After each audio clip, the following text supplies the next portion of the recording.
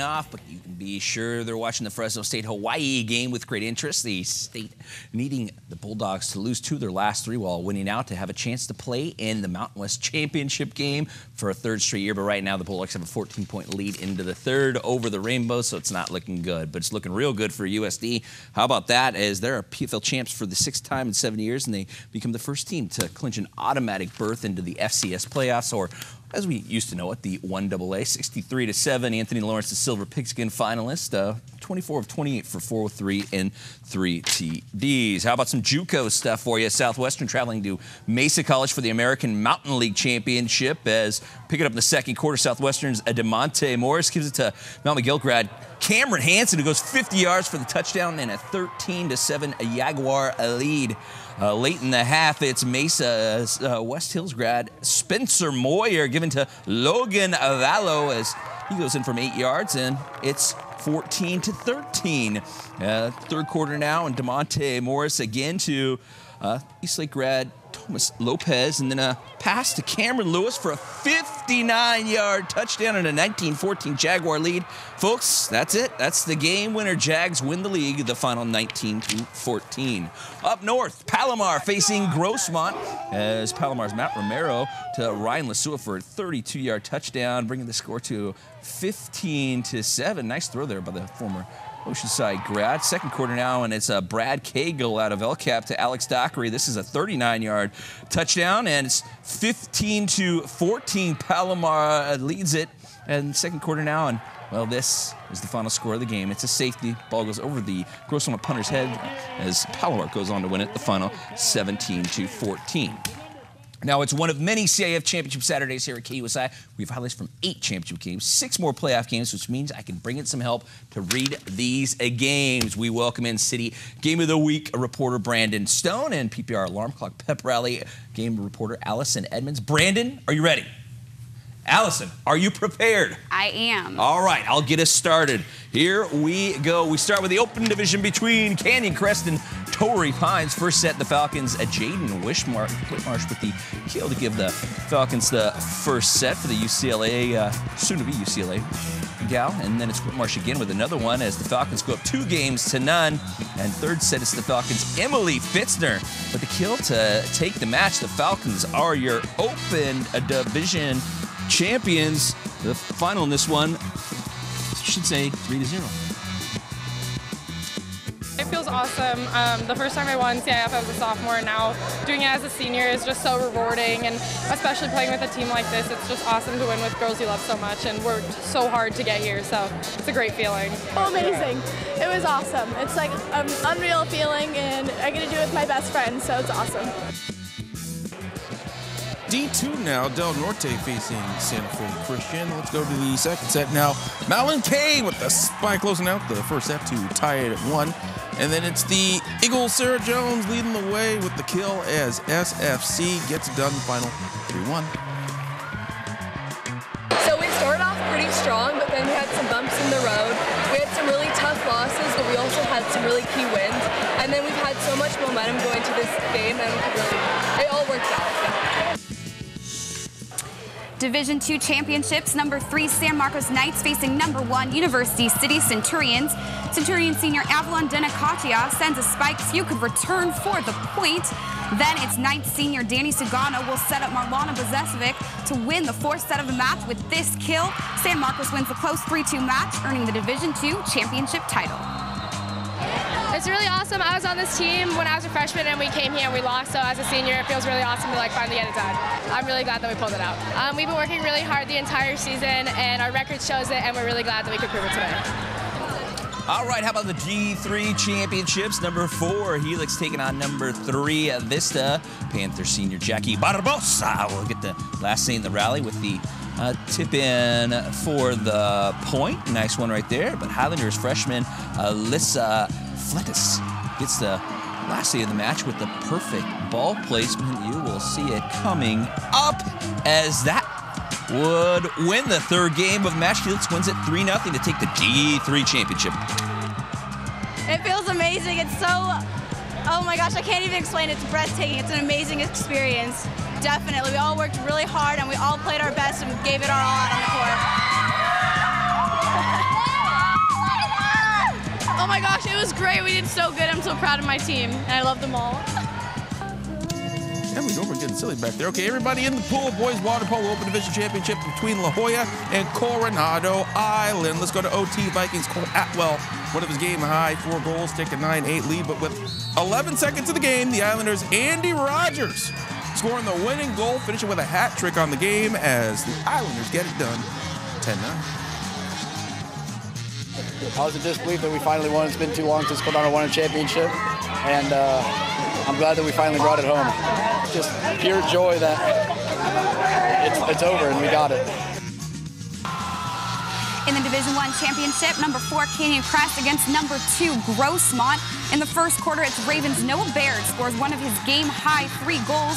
Then, with 9 seconds remaining in the game, Foothiller Zach Salina scores the only goal of the 4th quarter. And GROSSMONT comes back to win this one 8-7. It's the Foothillers' first title since 1996. This is it. We won. We won for sure. Even though it was 9 seconds left, I knew that we would shut them down on defense. It was a crazy opportunity. It was amazing.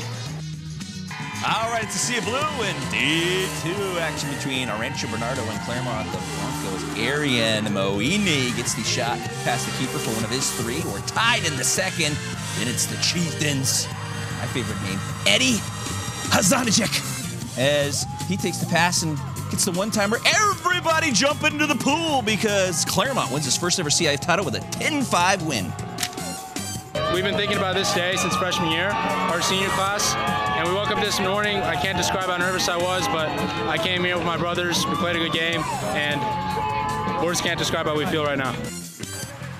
It's D3 for SFC as the Eagles take on the top-seeded Steel Canyon Cougars. Second period now, the Cougars' Henry Williams getting one of his 4 goals, and later on, it's Steel Canyon's Trevor Moore, spin and win. Thank you very much. He gets 8 on the night. All Cougars, please report to the pool immediately. 14-7 win, good for their first ever water polo championship. This is our first year at Steel Canyon to do this, so maybe we'll get more supporters. Most of our team's freshmen and sophomores, so we're going to try to do it next year. And the final boys water polo game is a state qualifier, VISTA versus Bishops.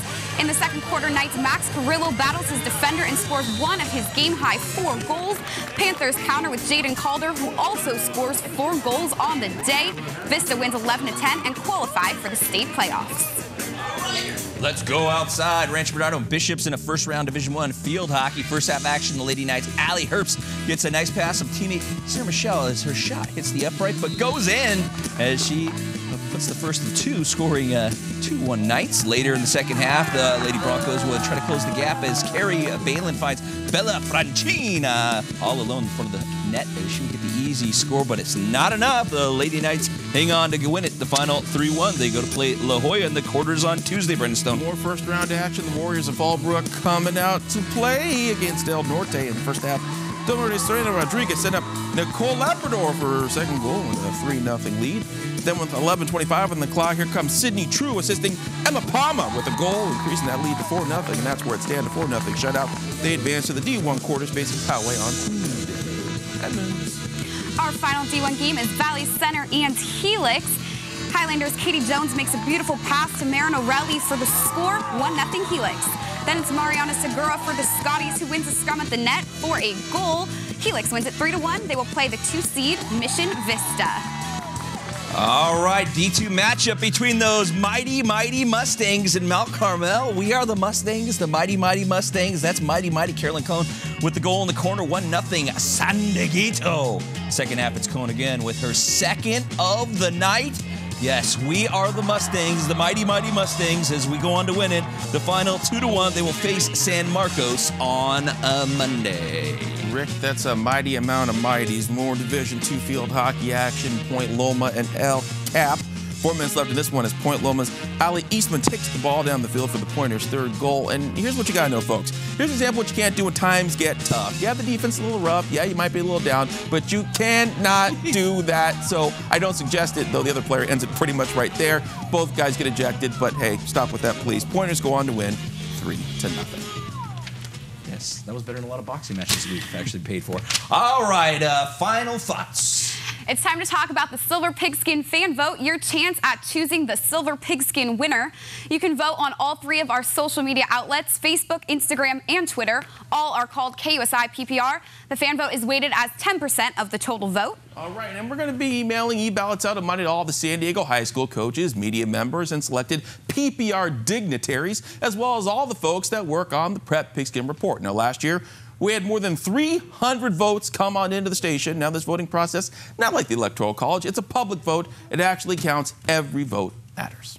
Excellent job. Thank you very much. And those will be online very shortly. We're not done when the ASR return to West Regional. LOMA knocking on the door early. Mitch Whelan's header is cleared off the line, but it's the Broncos who score in the 61st minute. Nadir Gantu smashing home the header. The Sea Lions have lots of chances, but they can't cash in. Pomona moves on the final 1-0. This is kind of a little bit of a dream come true for me personally, and I think for the program in general, to be able to go from, you know, my first year we were 2-16, and then you go opposite of that and host a team. It's something we've been working on for 4 years since we got here. It was always getting better, closing that gap between the teams that were making it into the NCAA. It really just came down to every guy working out there for each other. It came down to finding the right plays at the right time and being in the right spaces, and it just today just wasn't there. We've been focusing so much on playoff football, you might have missed the start of the Aztecs basketball regular season. Brian Dutcher notching win #1 as the Aztecs easily dismissed San Diego Christian 91-52 on Friday night. Malik Pope looking like the top 15 draft pick that they said he was, scoring 20 and 18, while newcomers Devin Watson from El Camino and Cam Rooks of Mission Hills combined for 12. That exhibition game against UCSD kind of was like, get the butterflies out, we're playing in the arena. It felt like a game. I told the guys, I'm going to talk to Mike May. I know I'm only 1-0, but I'm going to try to get that closed-door scrimmage and that exhibition game on my record. You know, at 58 years old, I could use all the wins I could get. I only got 1 so far. Good, man. I'm proud of him. He talked about it before the game, how he's been waiting so long. I'm not sure I could have waited that long to be a head coach, but he was rewarded for his patience, so I'm proud of him. Believe it or not, that's it for the All Sports Report. Make sure to stay tuned for the KUSI News at 11 with Ashley Rodriguez and David Davis. They said it's going to be the best one you've ever seen, and it's next.